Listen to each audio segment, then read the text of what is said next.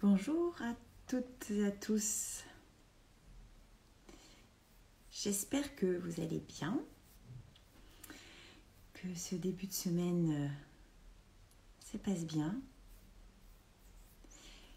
Alors, ce matin, j'ai l'immense joie de vous faire rencontrer, découvrir déjà Sophie Brarda et ce magnifique outil qui est le tarot de Marseille. Alors on connaît le tarot de Marseille pour le côté divinatoire, mais là on n'est pas dans la divination.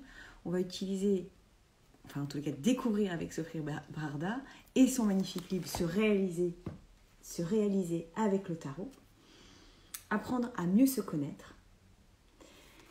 Donc son livre sorti aux éditions Le Duc Ezo va nous permettre de mieux nous connaître à travers notre jour de naissance. Elle va nous en dire un peu plus quand Sophie sera arrivée. Je pense qu'elle ne va pas tarder. Alors, je lui redirai, mais elle le sait déjà, mais j'utilise lors de mes séances thérapeutiques son livre.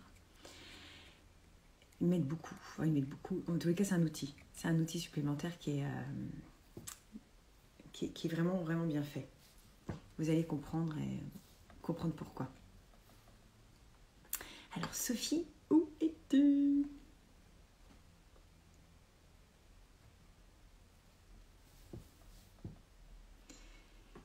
Comment ça va de votre côté ? Racontez-moi un peu. Est-ce que vous connaissez le tarot ? Est-ce que vous l'utilisez ?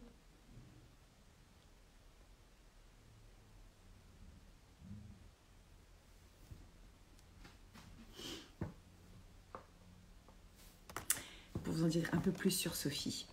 Sophie est psychanalyste et elle insiste bien là-dessus. Qu'elle n'est pas du tout médium, elle n'est pas là-dedans. Elle est avant tout psychanalyste et c'est important. Et psychanalyste jungienne, formatrice aussi. Elle nous en dira un peu plus également. Elle est formatrice en tarot psychologique. Et elle est aussi dans l'analyse des rêves et des contes. Donc un vaste programme. Coucou Nathalie.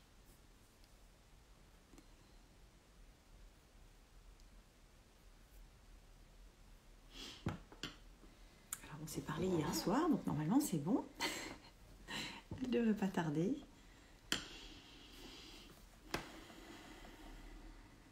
Comment ça va en Angleterre, Nathalie ? Comment ça se passe ?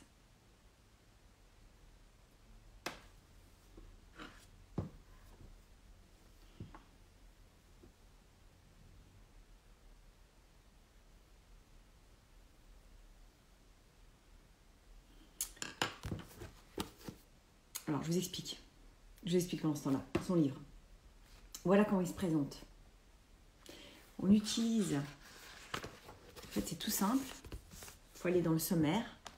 Coucou Sandrine, coucou Juju. Alors, le sommaire, c'est très simple.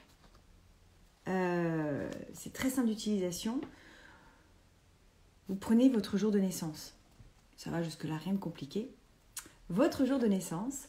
Et puis, vous allez vous regarder à quoi ça correspond. Alors, par exemple, moi, je suis née un 5. Donc, je suis née un 5. Alors, c'est valable aussi pour les personnes nées un 23. Et la personnalité, c'est la personnalité pape. Et le profil de coach. Jusque-là, tout est normal, tout va bien. Voilà. Alors dites-moi un petit peu, dites-moi quel jour vous êtes né et je vous dis, en attendant Sophie. Vous êtes né quel jour, que je vous dise votre profil.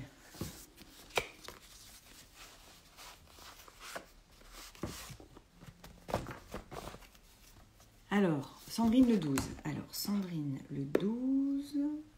Alors, bon, tu ne prends pas de travers, mais elle nous en dira plus tout à l'heure. C'est la personnalité pendue, le 12, ou le profil du yogi. Voilà, il y en a 2 du 12, c'est génial. Alors voilà, le 2. Alors le 2, c'est la personnalité papesse, ou le profil du sphinx. Voilà, 23. Et bien 23, c'est comme moi. C'est la personnalité 5. Personnalité pape ou profil du coach. Voilà. Alors le premier, né un premier, personnalité battleur ou le profil du magicien. 12.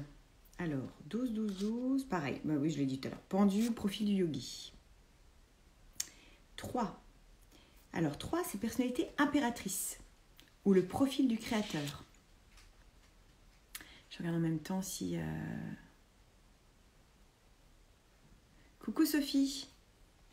Je vois que tu es apparue.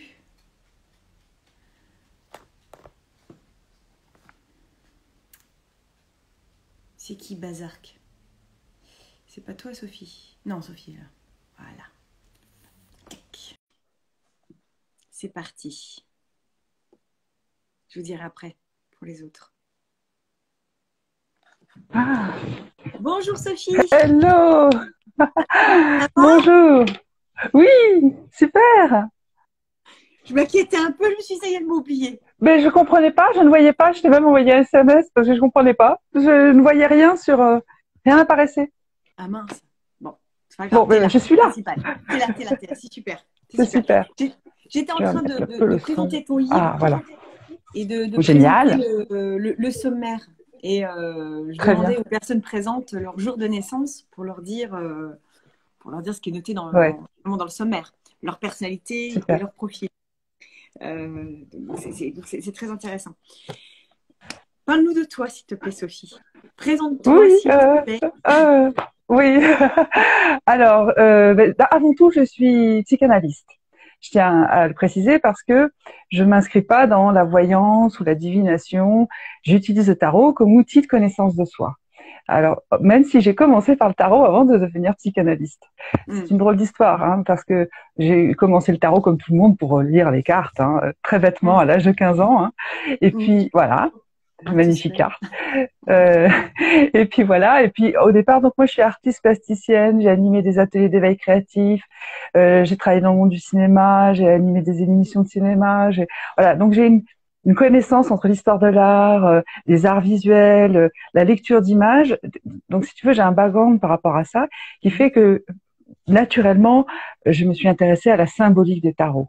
Et puis, avec ma première psychanalyse, avec un psychanalyste freudien lacanien qui s'est intéressé à ma démarche et m'a soutenue et m'a encouragée. Et donc, je me suis sentie légitime d'aller explorer vraiment cet outil-là, d'aller explorer le tarot. Puis j'ai découvert qu'au départ, le tarot n'avait pas du tout été créé dans un esprit de voyance. C'était pas du tout ça. C'était vraiment, tu sais, c'est une époque de la Renaissance où il y avait un éveil des consciences, des chercheurs, des penseurs, des artistes, des ingénieurs, hein, comme Léonard de Vinci. On pense que Botticelli a influencé le dessin, a été peut-être un des créateurs au niveau du dessin du tarot. Donc, tu vois, c'était au départ un support de méditation, de réflexion philosophique. Il servait pour éclairer. D'abord, c'était des grands formats, c'était même des grands tableaux. Si tu vas à Florence, c'est des immenses tableaux de Botticelli d'ailleurs, où tu vois la tempérance, la justice, des cartes très très très impressionnantes. Et voilà, donc c'est pour dire que moi, je me suis rendu compte à quel point le tarot était beaucoup plus que un objet de prédiction. Et voilà, donc j'ai utilisé au départ comme ça, et puis avec tout mon cheminement, je me suis intéressée à l'utiliser, à le proposer aux personnes, comme dans ce bouquin, de faire ce lien entre les chiffres que l'on porte et les cartes du tarot.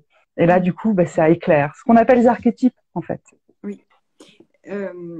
Donc, ces fameux arcanes majeurs, parce que finalement, tu restes sur les arcanes majeurs pour les jours de naissance dans ton livre. J'ai entendu dire que ces arcanes majeurs étaient comme, finalement, c'était un parcours initiatique. C'est finalement, c'est toutes les étapes par lesquelles on doit passer dans une vie pour évoluer. Est-ce que tu Oui, confirmes? parce que ça a été produit pour ça, en fait. Ça a été créé pour ça, puisque c'est un outil, enfin c'est un objet nomade qui accompagnait les voyageurs sur la route de la soie, enfin, lapsus révélateur, route du soie et la route de la soie, ou la route du sel, ou la route, voilà, tous les pèlerins, tous les marchands, tous les explorateurs, les aventuriers avaient ça un peu dans leur poche. Et ça, d'ailleurs, c'est pour ça que le tarot n'est pas que composé de références européennes. Tu vas retrouver des choses des traces, hein, un peu comme si tu faisais une enquête archéologique. Tu vas retrouver des traces qui remontent à la Chine des premiers siècles, et on va retrouver des influences perses, on va retrouver vraiment beaucoup d'influences. C'est un objet qui a beaucoup voyagé. C'est pour ça que on retrouve cette notion de parcours initiatique à travers la première carte, qui est le battleur, qui montre le premier pas dans ce chemin, et qui est un jeune garçon en général, donc qui représente l'innocent, inexpérimenté, plein d'allant, plein d'enthousiasme, et qui va commencer ce premier pas, voilà. Et lui, ce battleur, est un peu le héros, et c'est un archétype, ça, le héros qui va traverser chaque carte pour arriver à la 21e qui montre l'aboutissement, qui montre vraiment la réalisation.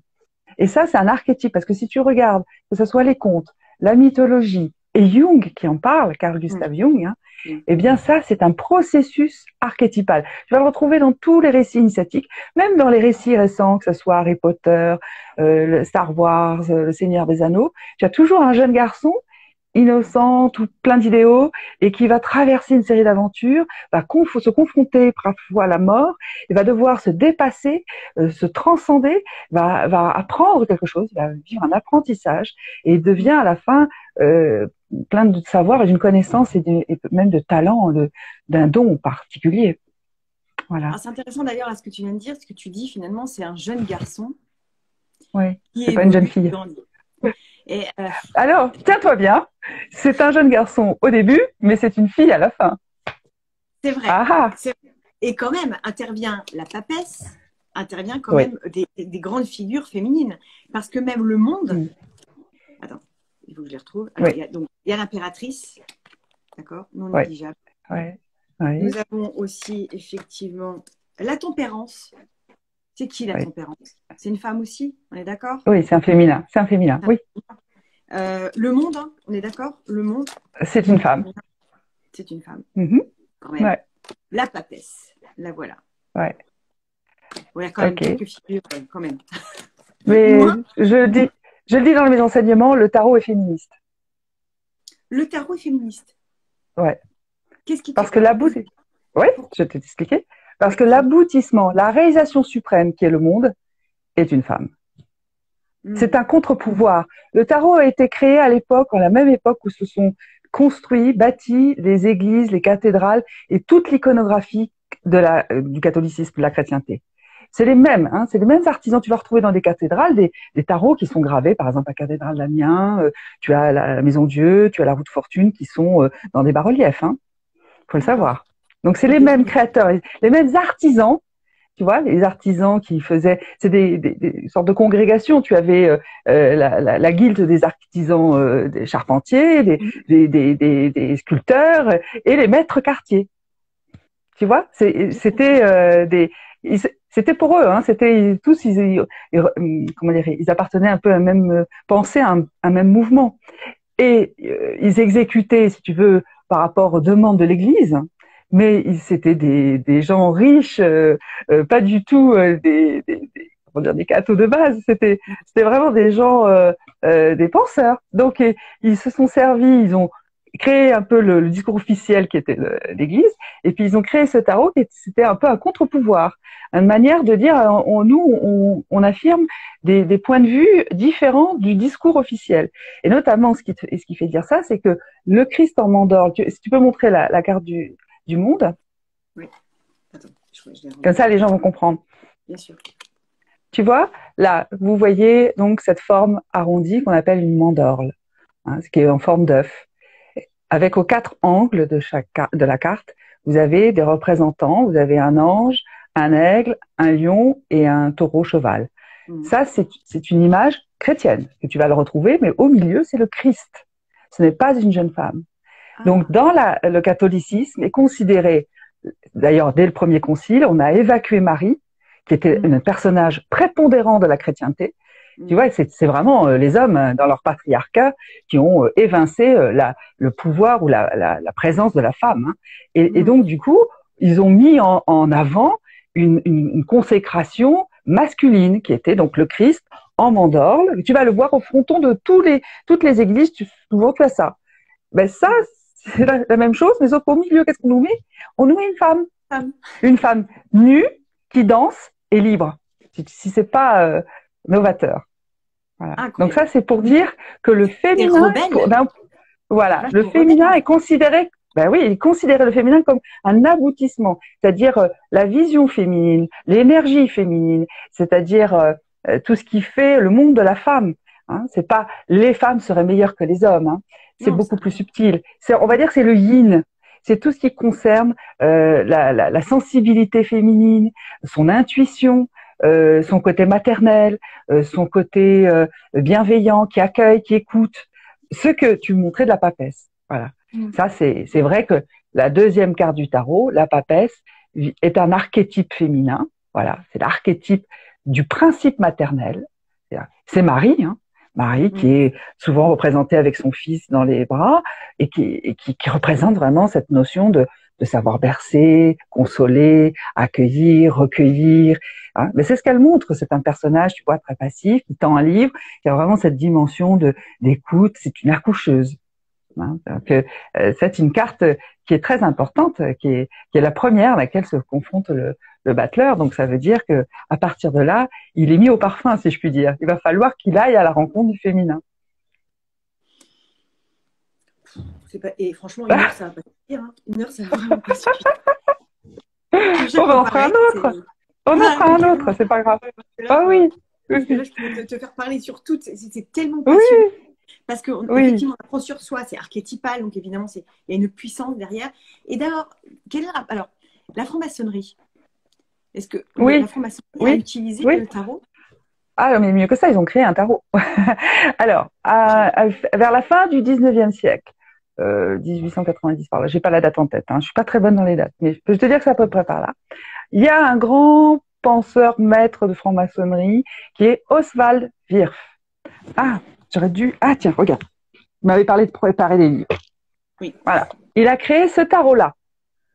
Ouais, j'ai jamais vu celui-là. Oh, il est chouette aussi. Alors, je sais pas si vous arrivez, c'était peut-être à l'envers. Ben oui, alors, je le lis, c'est les clés du tarot de Wirth. Attends, le nom exact de cet auteur, qui est donc une psychothérapeute aussi. Hein. Je vous le conseille vivement. Et Wirth, alors, W-I-R-T-H. D'accord. Et l'autrice, c'est Régine Bresque-Collonges. Mais vous pouvez pas le lire, là. C'est un... vous le voyez quand même, la couverture. Et c'est aux éditions Yva Perret. C'est une petite éditrice, à mon avis. Okay. Donc, c'est pas un bouquin très connu, mais que j'adore. Très simple, tu vois, il a été stabiloté. Hein.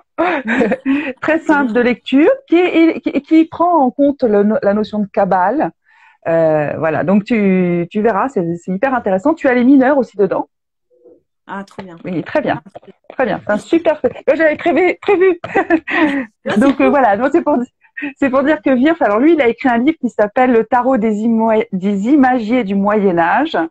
Et il a créé ce tarot, tu vois, fin du 19e, et il a un de ses disciples qui s'appelle Arthur Waite. Ah, pareil, j'ai pas prévu les cartes. Attends, je vais essayer de l'attraper. Arthur Waite. Ah non, j'ai mis dans mon sac à main. Alors, Arthur Waite était donc un disciple et surtout il a créé le tarot qui est devenu le tarot anglo-saxon, qui est beaucoup utilisé par les Américains, les Anglais. Tu as dû le voir, ce tarot, le tarot d'Arthur Waite. Ça te parle pas? Tarot Rider-Waite. W-A-I-T-E. W-A-I-T-E. D'accord. Voilà. Et ça, c'est le tarot qu'utilise la plupart du monde anglo-saxon, que ce soit les Australiens, les Anglais, les Américains. Parce que voilà. Ça, c'est Marseille, quoi. C'est Marseille. C'est surtout les Français. Alors, il faudrait être plus subtil. C'est, on va dire, méditerranéen. C'est-à-dire que c'est à la fois l'entrée, c'est le port de Marseille, mais c'est aussi l'Italie du Nord. C'est pour ça que je t'ai parlé de Florence. C'est l'époque de la Renaissance. Évidemment. Ah ouais, trop bien. Alors, Voilà. le tarot d'Arthur Waite, là, il faut que j'aille voir ça de plus près. Ah oui, oui, va le voir. Et j'aime beaucoup. Et à chaque fois, lors de tes consultations, tu utilises le tarot à Mhm. chaque consultation ou pas? Ah non. Alors, il y a deux manières de travailler avec moi. Soit c'est des consultations uniquement tarot. Là, on Mhm. fait un tirage. On va regarder tous les aspects de la personne. Il y a 10 cartes à peu près. Il y a la communication, les ressources profondes, le domaine du travail, les obstacles auxquels on est confronté, ce qu'on laisse derrière soi, vers quoi on se dirige. Tu vois, ça donne un panorama global de la personne. Ça permet un peu de voir son actualité, de comprendre pourquoi on est confronté à tel type d'événement. Quand je vais lire les cartes, je vais beaucoup donner de clés de compréhension, c'est-à-dire comment dire, des explications psychologiques sur des mécanismes, sur des prises de conscience à faire. Je vais aussi indiquer ce qui est favorable dans le cheminement de la personne par rapport à son évolution. Donc, je vais lui donner des orientations, je vais dire, ce serait mieux d'aller dans cette direction-là. Hein, c'est du conseil et du coaching, on va dire. Hein. Et puis Mhm. après, il y a ceux qui veulent aller plus loin dans la démarche et qui vont me commander leur thème de naissance, comme on fait en astrologie ou en numérologie, tu dois connaître, hein, avec ta date de naissance, on va te dire un thème astral ou un thème numérologique. Ben, Mhm. moi, je fais la même chose avec le tarot. Alors là, le livre, il ne parle que de la date du jour, mais t'imagines bien, il va y avoir en tout 14 cartes. Donc ça devient un portrait plus subtil, plus profond de la personne. Alors ça, Mhm.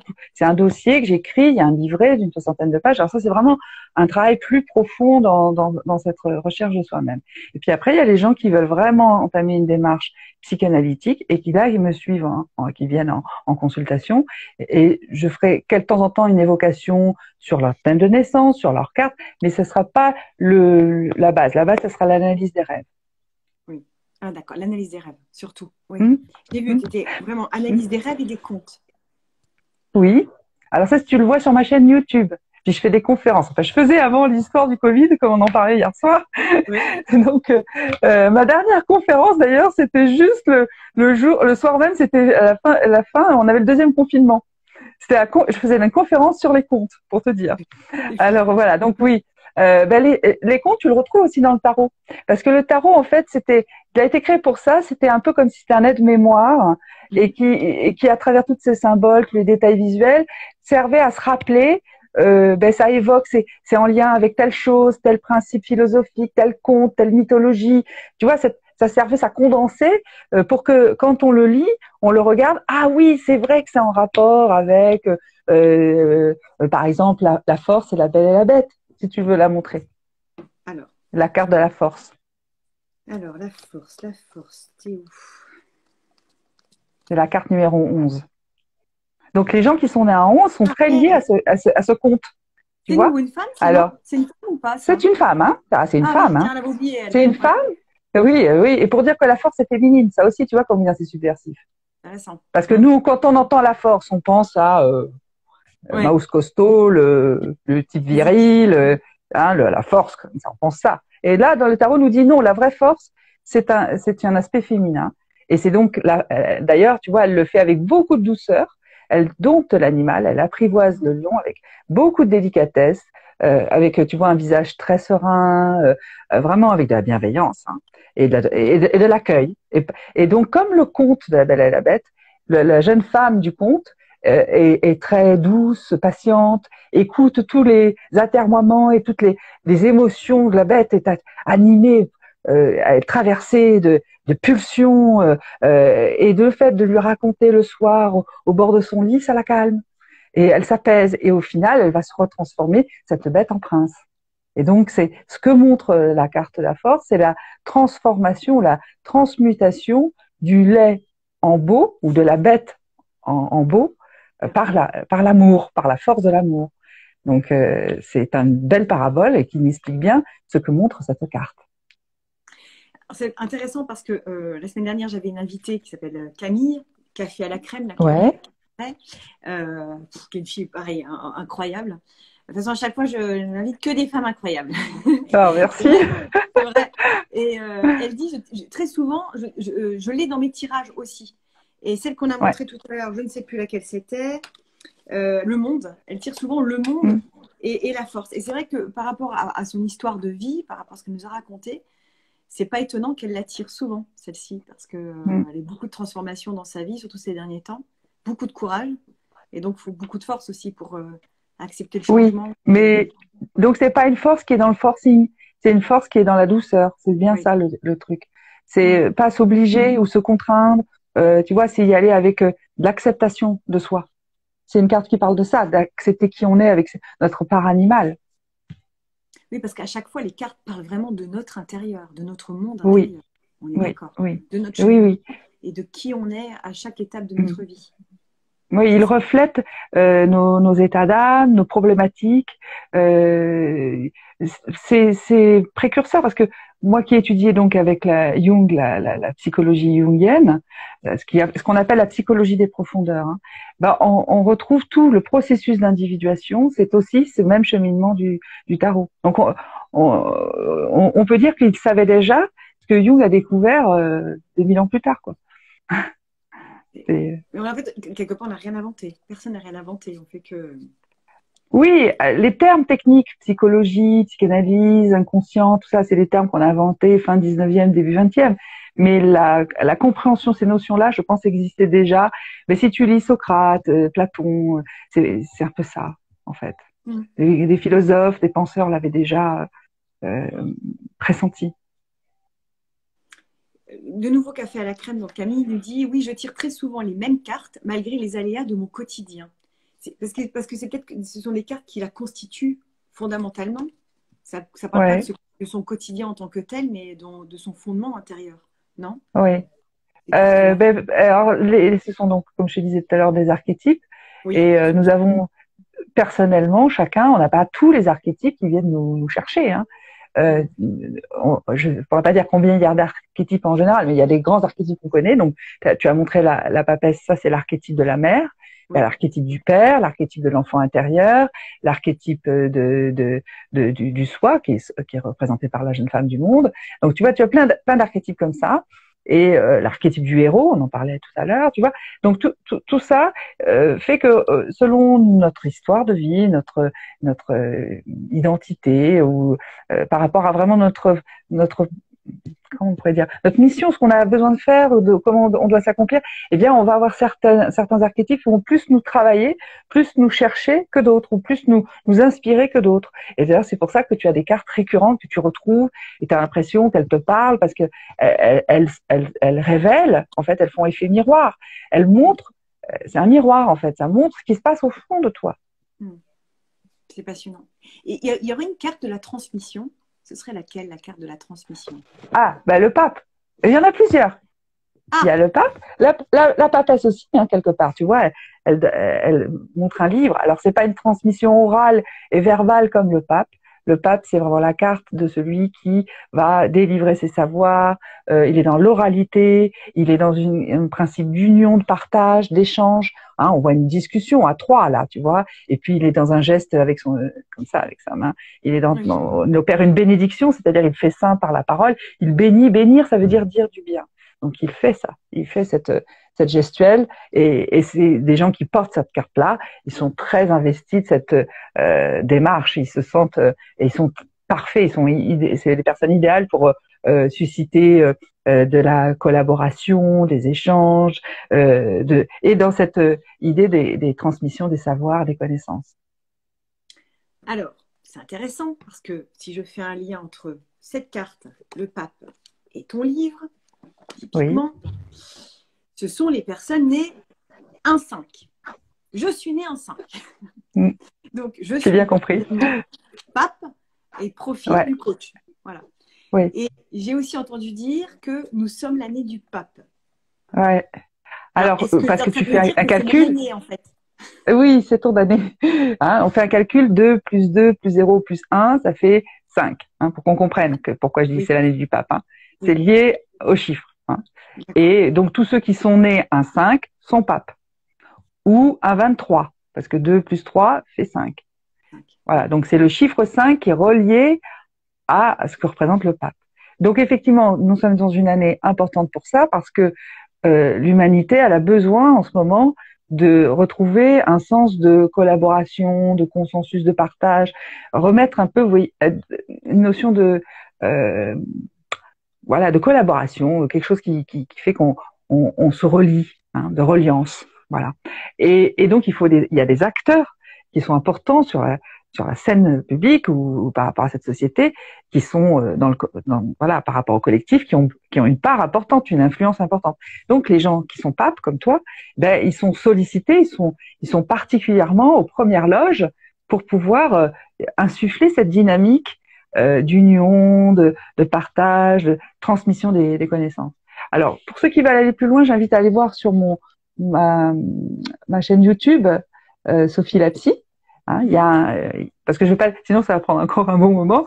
Si je développe plus pour dire ce qu'est cette année du pape, hein, il y a que nous raconte le pape en 2021. Il y a une petite vidéo là-dessus. Mais c'est vrai que, mais de toute façon, on est tous concernés. Mais on va voir que les personnalités comme toi ou comme moi, par exemple, qui suis un amoureux, ou même une impératrice qui est aussi beaucoup dans l'oralité, les gens comme ça vont être des acteurs essentiels par rapport à notre époque actuelle. Complètement. Nathalie dit, je suis du 23 et mon fils du 5. Nous sommes très liés, très proches. Et oui, alors ça doit. Alors du coup, c'est des gens qui parlent beaucoup, dans le bon sens, je veux dire. Hein, ils aiment beaucoup les échanges verbaux. Ils se stimulent beaucoup par la conversation. Moi, par exemple, qui suis aussi, donc je te l'ai dit, un amoureux, c'est un petit peu la même famille. Hein. Moi, j'ai besoin de parler pour que ça évoque des idées, que ça me stimule, que je fasse des prises de conscience. Alors, je pense que tu dois avoir la même chose. On a besoin de se nourrir de partage. Hein. Je déteste parler. Ah, quand je dis parler, autant oui, écouter, c'est converser. Ouais, à converser. Ouais, je suis d'accord. Oui, donc, quand je dis parler, j'aime bien, mais c'est converser. C'est ce que on fait là. C'est dialoguer, discuter, échanger c'est la prise de parole dans le sens, tu vois, des échanges. C'est pas forcément, mais peut-être que tu te trompes. Hein, tu as peut-être que tu vas le développer. Comme tu as cette appétence pour la transmission des connaissances et savoirs, à mon avis, au niveau de ton oralité, tu dois être une très bonne oratrice, quelqu'un qui est capable de transmettre des idées et de faire comprendre et avec des mots chaleureux, encourageants, qui donnent de l'espoir aux gens, qui insufflent. C'est des fédérateurs les papes. Ils rassemblent autour d'eux. Écoute, je sais pas. Ce serait cool, ce serait vraiment bien. J'aimerais. Ouais, tu vas le développer. Tu sais. Pardon. Oui. Non, je disais, par rapport à sa carte, on continue. Enfin, c'est pas une fois c'est fait, ça y est, c'est dit. On continue toute sa vie à évoluer avec sa carte. C'est riche. C'est pas figé dans un temps. Tu vas peut-être encore continuer à la découvrir et à la vivre en conscience et à te l'approprier. Oui, c'est pas uniquement bloqué aujourd'hui, cette année. Oui. C'est que 2021. Voilà. Un peu comme Cendrillon, tu sais, tout disparaît après. Terminé. Ah non. Oh, vous êtes gentil. Tout à fait. Alors moi je lis pas. Qu'est-ce qu'il se dit? Alors j'ai Camille qui fait oui, c'est vrai, tu parles bien, Julie. Et, ah ben voilà. Oui, tu es une très bonne en communication. Ça, Julie. Ouais. Ah, tu vois. Tu es très bonne en communication. Ah bon, ben ouais. Ah ben tu vois alors que tu... Bon. Merci. Ça me fait plaisir. En tous les cas, ce qui est d'intéressant aussi, c'est que quand tu me parles de transmission, de communication, comme je t'ai dit hier au téléphone, je fais quelques séances de numérologie là, avec une numérologue ces derniers temps. Et j'apprends également beaucoup sur moi. Et c'est drôle parce que mon chemin de vie, évidemment, est 5. Et c'est exactement les mots qu'elle a utilisés. C'est-à-dire que je suis dans la transmission, c'est mon chemin de vie, c'est comme ça. Donc, c'est incroyable. Du coup, il y a même un rapport très fort avec la numérologie. Le tarot rejoint la numérologie. Oui. Alors, il faut savoir qu'il y a de la numérologie dans le tarot puisqu'ils sont numérotés. C'est pas fait comme ça au hasard. Pour que tu considères que tout ce qui est sur la carte n'est pas là par tiens, c'est une erreur, ils ont fait une faute d'orthographe, pourquoi ils ont mis un H et ermite, ça s'écrit pas comme ça. Tout est pensé. C'est pas des pourquoi les chiffres sont écrits comme ça. Tout est pensé. Pourquoi il y en a 22? Il y a 22 cartes. 22, c'est un maître nombre. N'importe quel numérologue te le dira. Oui. Voilà. J'ai un numéro, j'ai 22 d'ailleurs dans mon thème. Ouais. Voilà, c'est relié effectivement. C'est pas le comme ça. C'est tiens, on les a mis bout à bout comme ça, puis on les a mis des chiffres. C'était pensé. Ouais, c'est vrai. C'est vrai, c'est passionnant. Revenons à ton livre quand même, parce que c'était quand même le fond de ce Oui. moment ensemble. Comment utilise-t-on ton livre? Comment tu nous conseilles de l'utiliser? Alors que je te disais aussi, Ah, je disais en début de séance en t'attendant que je l'utilise en séance aussi. Je lis souvent le texte correspondant à la journée, enfin, au jour de naissance de mes clientes. Et c'est vrai que c'est assez, à chaque fois, percutant. ouais, C'est vrai, à chaque fois, ça tombe juste. Sauf une ouais. fois, où je suis tombée sur une cliente, je lisais, je fais, ah oui, elle me regarde, c'est pas moi. Ben non, c'est pas toi. C'est vrai, elle en continuait complètement à côté. Que faire Ouais. dans ces moments-là? Que faire quand finalement Tu es sûre, tu la connais bien cette personne? Tu la connais commence à bien, avoir celle que tu un petit dis? moment? Ouais. Et tu n'as pas noté, alors peut-être pas de la manière la plus aboutie que ce que représenterait cette carte, mais tu n'as pas noté quand même des coïncidences ou des choses qui quand même euh, Si, il y a eu se il retrouvaient y un a des peu. choses. Si, il y en a, Mm. mais c'est vrai qu'il y a quand même Alors, beaucoup je vais de. donner un exemple. Je vais te donner un exemple avec une super amie à moi, une très très grande amie. Donc, moi, je suis bouddhiste aussi. On a fait beaucoup de retraites ensemble. Et et puis donc, un jour, elle a tout plaqué. Le boyfriend, la vie où elle vivait, son métier, pour venir vivre dans la région de Bordeaux. Et là, donc, elle était en démarche, elle cherchait un métier. Alors, je spécifie pour que vous compreniez bien, elle est étoile. Si tu veux montrer la carte de l'étoile. Je vais retrouver. Pourquoi je l'ai remballé? Comme ça parle mieux de la Oui, c'est voir. mieux, toujours. Hmm. Visuel, c'est toujours l'avant-dernière.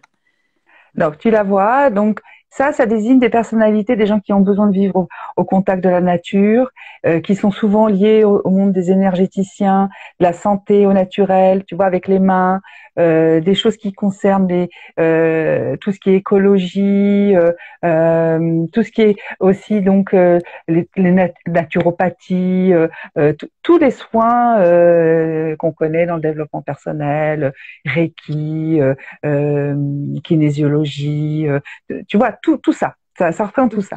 Donc, Donc, les elle personnes me nées un dit, 17. Ce sont les personnes nées un 17 qui sont ça. oui, ils sont vraiment, c'est très fort chez eux. Ils ont besoin de vivre en connexion avec tout ce qui est vraiment de l'univers, donc les énergies cosmiques, tout ce qui est en lien avec la planète, enfin, les éléments naturels, l'eau, la terre, les végétaux. Donc ils ont besoin de ça. Elle est toute nue, donc ils ont besoin d'une vie au naturel, hein, vraiment. Voilà. Et puis c'est une carte vraiment passive, réceptive, qui montre ce côté très intuitif. Il y a de l'eau, il y a beaucoup d'eau, donc ce sont des émotionnels, donc des grands sensibles, avec une âme poétique. Voilà. Alors que ma copine à l'époque, qu'est-ce qu'elle fait? Elle cherche pour être cuisiniste, commerciale, rien à voir avec ce monde-là. Mais rien à voir. Elle n'y connaissait rien, tout ce que je te disais là. Et quand je lui disais, mais c'est pas possible, tu peux pas faire ça, tu es une étoile.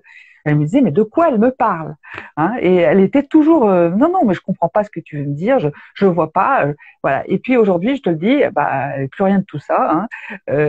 Aujourd'hui, elle est énergéticienne, elle vit à la campagne, elle a même participé à un jardin participatif, elle est heureuse à cultiver les plantes. Bah, tu vois, c'est peut-être pas révélateur de la personne au moment où elle en est, parce que elle a peut-être pas, par rapport à son histoire, elle a peut-être pas tout intégré de toutes ces dimensions, de tout ce qui fait ses potentiels. C'est peut-être pour ça que tu te dis, oh, mais je la retrouve pas vraiment, tu vois. Et il y a aussi des personnes. Alors ça, c'est pour le cas des gens qui ne se sont pas encore découverts. Le fait qu'elle a tout plaqué, ma copine, c'est que parce qu'elle se cherchait, elle a eu besoin d'un changement. Et du coup, ben, en allant à la rencontre d'elle-même, elle a compris, elle l'a vu qu'elle était ça. Donc il y a beaucoup de gens aussi qui se méconnaissent ou qui sont c'est un choix artistique, savoir qui ils sont vraiment. Donc, ils ont peut-être aussi construit une certaine personnalité en fonction de l'éducation, de l'environnement, comment dire, la pression sociale, les regards des autres. Donc il y a tout ça qui intervient. Puis il y a d'autres personnes aussi, j'ai eu le cas dans des patients, alors là c'est qu'ils sont carrément dans une grande dévalorisation, ils portent une problématique personnelle très forte, c'est-à-dire ils ont été déconsidérés, ils ont été humiliés, ils ont été critiqués, donc ils voient pas leur qualité et du coup ils sont pas, ils s'incarnent pas avec cette carte-là. Ils sont, tu vois, c'est quelque chose qui est réduit ou caché parce que ils voient pas qu'ils sont ça parce qu'ils ont été tellement mis à l'index, parfois même battus ou violentés, hein, de violence verbale, tu vois, de critiques. Donc du coup, ils ont pas eu accès à cette dimension-là. Et ils ont développé autre chose ou autrement. Où ils sont carrément sous régime, c'est-à-dire ils sont pas. C'est bien pour ça qu'ils viennent me voir, ou que le livre. Beaucoup de gens que j'ai vus, même en conférence, souvent ça a réhabilité des personnes qui pensaient que leur qualité était des défauts. Je vais donner un autre exemple, c'est les gens qui sont pendus. C'est pas du tout reconnu. Pendu, c'est la carte, le chiffre 12, hein, donc ceux qui sont nés un 12. Pendu, la personnalité pendue, c'est pas du tout une personnalité reconnue dans notre monde occidental. Hein. Alors là, c'est des gens sous-estimés, dévalués, déconsidérés. On va dire que c'est quelqu'un qui est mou, quelqu'un qui ne répond pas, qui se crée, de passif, qui sait pas ce qu'il veut. Enfin, voilà, il est très vite pas bien perçu. Alors que moi je dis que le pendu c'est un méditant, c'est un yogi. Donc il a une grande capacité de lâcher prise et il a des espaces intérieurs très forts et une grande sensibilité. C'est des médiums en fait. Eux c'est des médiums, ils captent beaucoup de choses et leur passivité est une force. C'est-à-dire que le fait qu'ils soient plus dans la réceptivité, l'écoute, l'intériorité fait que ils vont pas répondre immédiatement aux sollicitations de la vie. Ils vont pas donner des réponses immédiates. Ils ont besoin de temps, ils ont besoin de comprendre, d'assimiler. Alors si on l'accepte, ça devient des qualités géniales. Mais c'est vrai que par rapport à notre monde qui va vite, qui veut des réponses immédiates, que voilà, qu'il faut être dans le faire, faut être être productif, faut être rentable. Des personnalités comme ça, c'est pas bien perçu. Alors souvent, j'ai aidé des gens à se réhabiliter avec cette carte-là, tu vois. Passionnant. Un autre? Qu'est-ce que j'ai eu tout à l'heure? Oui. 3. Il y a une personne qui était née un 3. Alors, une impératrice. Je l'ai tout de suite là. Allez, 1-1. Qu'est-ce que tu dis vraiment? Donc un battleur. Alors ça, c'est quelqu'un qui touche à tout, donc lui porte l'enfant comme archétype, donc l'enfant intérieur. Donc ce sont des hommes et des femmes enfants, c'est-à-dire ils ont un côté juvénile, c'est éternellement jeune quoi, on va dire. Et donc ils ont un côté curieux, malicieux, ils rebondissent très bien. Ce sont des actifs, entreprenants. C'est des gens vraiment capables de faire des tas de choses. Mais alors leur défaut, c'est que ils vont très vite commencer, ils aiment démarrer, ils aiment initier, mais ils ont peut-être du mal à aller au bout des choses et peuvent s'éparpiller parfois. Mais sinon, ils ont cette habileté à rebondir, à faire, ils sont dynamiques, hein, ils sont inventifs. Voilà, c'est des personnalités joyeuses, dynamiques. Alors pour donner un exemple, c'est Claude François. Tu vois ce côté qui bougeait dans tous les sens quand il dansait, puis qui était il avait plusieurs cordes à son arc. Il était à la fois producteur, chanteur, danseur, écrivait les textes de ses chansons. Tu vois, ce côté, il avait fait aussi un magazine. Enfin, il avait, tu vois, plus. Ça, c'est le côté des battleurs. Ils ont comme ça ce côté curieux et multi-cartes. D'accord, passionnant. Par exemple, quelqu'un né un 20. Alors, jugement. Non, c'est 20. 20, c'est 20. Alors, je fais un petit récap. On a 22 cartes. Donc, les personnes qui sont nées jusqu'au 22, bien, la carte correspond directement. Oui. Hein, le 22, c'est le mat. Ah oui, c'est ceux d'après. Voilà. Et quand, à partir des gens qui sont nés après le 22, donc 23, 24 jusqu'au 31, eh bien, ceux-là, on va faire une réduction. Donc, comme 23, j'ai dit tout à l'heure, 2 et 3, ça fait 5, c'est le pape. Bon, et ainsi de suite. On fera une réduction et comme ça, on aura la carte correspondante. Alors, comme quelqu'un qui est né un 20, il est directement un 20. Donc, c'est le jugement. Voilà. Je les appelle les éveilleurs de conscience. Donc, ce sont des gens qui pourraient être un peu comme le pape. C'est pareil, ils aiment. Alors eux, ils ont ce côté, ils aiment le goût des slogans, c'est-à-dire les veilleurs de conscience, c'est-à-dire qu'ils veulent ouvrir les mentalités, ils veulent ouvrir les idées, sortir des idées reçues, des opinions, des préjugés. Le mot jugement, c'est ça. Et donc, c'est souvent des thérapeutes, hein, ou alors des gens qui sont mués par, sont conférenciers, ou ils vont peut-être transmettre, former ou être dans la transmission des savoirs, des connaissances. Il y a ce besoin, tu vois, d'ouvrir les portes, d'ouvrir, voilà. Ce sont des émotionnels parce qu'on a un ange. Dès qu'on a une symbolique de l'ange, l'ange, ça nous ramène aux gens qui sont reliés aux émotions, aux affects, à la sensibilité. Et donc, leur première manière d'aborder les choses ou les événements, ça va être d'abord avec leur réaction émotionnelle. Donc, ils sont sensibles et voilà. Et ils ont un monde intérieur très fort, très important. C'est marrant parce que Ça te parle? j'ai une amie née un 20 et Ouais. qui est effectivement très éveilleuse de conscience, qui est très tournée Voilà. vers la spiritualité, etc. Donc, et c'est incroyable parce qu'elle y va, mais tout droit. C'est-à-dire que quand elle tombe sur des personnes mais plutôt étroites d'esprit, elle y va. Elle leur parle, mais cache. Voilà. Elle leur parle des gens. Ouais. Alors que Ouais. moi, je vais plutôt avoir le tendance à, ok, si l'autre n'est pas prêt, j'y vais pas, quoi. J'attends vraiment de Ouais. sentir que l'autre soit prêt. Alors, elle n'a rien à foutre, elle y va, direct. Et alors, elle me fait rire. Ouais. Et derrière, en revanche, au niveau des émotions, elle est plutôt bloquée. Au niveau émotionnel, ça sort pas. Donc, ça veut dire que c'est quelque chose qu'elle doit travailler, c'est vraiment quelque chose sur Oui. lequel elle doit. Ouais. Bah, d'ailleurs, dans mon livre, tu m'as dit comment on l'utilise. Ben, c'est pour ça que j'ai Oui, mis des exercices. oui, Quand je donne à la fin des travaux pratiques, c'est l'idée, c'est de justement pour développer, s'approprier. Et puis, comme tu le vois dans le livre, j'explique les limites aussi. C'est-à-dire que si tu es trop investi de la carte ou si tu donnes trop d'importance à cette carte-là, c'est-à-dire si tu te identifies trop au personnage extérieur, oui. bah, tu peux passer à côté de toi aussi. Hein, et donc l'idée, c'est de mesurer, de modérer tout ça, et puis et puis effectivement de s'approprier tous les aspects de la carte. Peut-être que les gens ne vivent qu'un aspect seulement de la carte, ou tu vois. Donc pour ton ami, je pense qu'effectivement, c'est. Mais peut-être aussi parce que par expérience, j'ai toujours vu que les jugements, c'est parce qu'ils ont une vie intérieure très très forte et que c'est difficile de mettre en correspondance avec l'extérieur. Tu vois, c'est-à-dire que c'est peut-être ça, par rapport à ses émotions, c'est très fort et il faut qu'elle aille à la rencontre de ses émotions. Le conte auquel est reliée cette carte, c'est La Belle au bois dormant. Et donc, ils sont muets par comme la Belle qui doit se réveiller un jour. Et donc, ils sont attirés par ce besoin, j'ai besoin d'être moi-même un jour. Donc, il y a quelque chose en eux qui ont besoin d'aller sortir, se révéler. Et alors, je sais que tu fais aussi des formations. Est-ce que lors de ces formations, tu nous apprends tout ça? Tu nous apprends tout ce que tu es en train Alors, de nous dire là? ah Comment ça se oui, passe, la formation? ben, là, je vous ai donné un peu déjà. Alors, imaginez, c'est un tout petit chouïa de tout ce que je donne sur. Alors, soit on les voit, les formations, on peut le faire en présentiel sur 3 jours. Là, je le ferai donc le 17, 18, 19 septembre, donc dans la région de Bordeaux. Et là, c'est vraiment une description détaillée de tous les symboles de chaque carte, un cours sur l'histoire des tarots des origines à nos jours, les liens avec tout ce que je viens de te dire, les contes, la mythologie, tout y est. Donc c'est vraiment une exploration en profondeur de tout ce à quoi fait référence chaque carte, la manière dont c'est construit. J'ai même fait des petits schémas pour qu'on comprenne comment, par rapport à ces étapes là qu'on parlait tout à l'heure.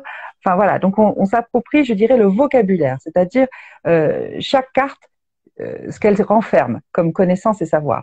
Après, si on veut aller plus loin, donc je fais aussi des formations sur 2 jours qui sont donc une manière alors on va pratiquer, on va faire des tirages, et une manière de comprendre ce qu'on appelle la translation, c'est-à-dire la communication des cartes entre elles, c'est-à-dire la relation entre les symboles. Quand un personnage tourne le dos, ce qu'il tient dans la main, tu vois, tout ça, ça s'apprend. Donc ça, c'est avec un stage sur 2 jours, ce sera en décembre. Et puis alors, si on veut le faire en ligne, il y a aussi les formations en ligne, je le propose. C'est des modules et j'envoie des vidéos toutes les semaines. Il y a à la fois un PDF, des vidéos où j'explique tout détaillé avec des tas d'images pour comprendre la symbolique et tout ça. D'accord. Donc c'est l'équivalent de la première formation, celle que tu vas faire en septembre. On peut la retrouver en ligne. par exemple. En ligne. Donc là, tu vas voir. Alors, j'ai un tout nouveau site qui vient de se faire là hier soir. On l'a mis en ligne avec ma créatrice, donc qui s'appelle Sophie Lapsy. Oui. Donc, vous me trouvez. Alors, c'est pas encore bien référencé. Donc, l'idée, c'est que vous mettiez vraiment le nom exact. C'est sophie-la-si.com. Voilà. Après, je pense que ce sera mieux référencé. Donc, voilà, vous me trouvez, vous voyez mes formations, tout y est. Merci, c'est formidable. On n'a pas fini. Est-ce que tu peux nous parler de ce qu'on a vécu en 2020 pour toi? Qu'est-ce qui s'est passé en 2020? C'était quoi la nécessité de passer Alors, c'était l'année de l'empereur. Alors, en plus, j'avais fait une conférence, donc je fais toujours des... Maintenant, non, ça a changé, mais donc, allez, c'est l'époque d'avant. Hein.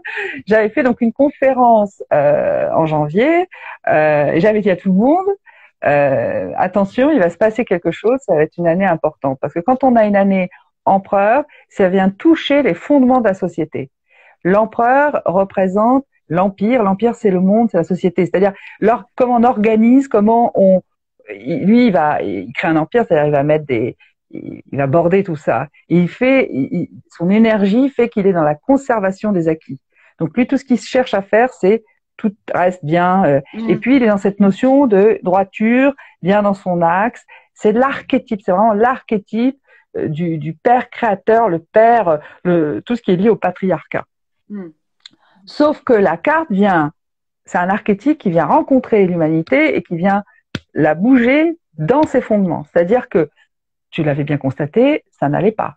Nous étions dans un monde qui n'était pas du tout équitable. Enfin, c'est toujours pas le cas, mais enfin, c'est venu nous chercher là-dedans. C'est-à-dire, le monde du patriarcat est arrivé au bout du bout de ce qui, enfin, même, ça a dépassé largement. On a la pollution, les problèmes économiques, tous les défauts, tout ce qu'on pourrait citer de crise que vit ce monde-là, c'est le fruit de toute cette énergie yang qui est allée jusqu'au bout de ce qu'elle devait faire. Et donc, on en paye les pots cassés. Aujourd'hui, nous devons rentrer dans l'énergie yin. Alors, je peux pas parler de l'empereur sans parler de la papesse. Pourquoi? Parce que nous sommes dans les années 2000. Tu vois? C'est-à-dire que ce qui prime, qui prévaut à tout ça, c'est quand même la papesse. C'est-à-dire que depuis l'an 2000, et alors t'imagines 2020, pourquoi je te dis ça? Parce que c'est 2 fois 2, 2020. Oui. Donc, 2020, tu peux pas lire que le pape. Tu dois d'abord comprendre, l'empereur, pardon. Tu dois comprendre que avant toute chose, c'est que nous sommes rentrés depuis l'an 2000 dans les années de la papesse.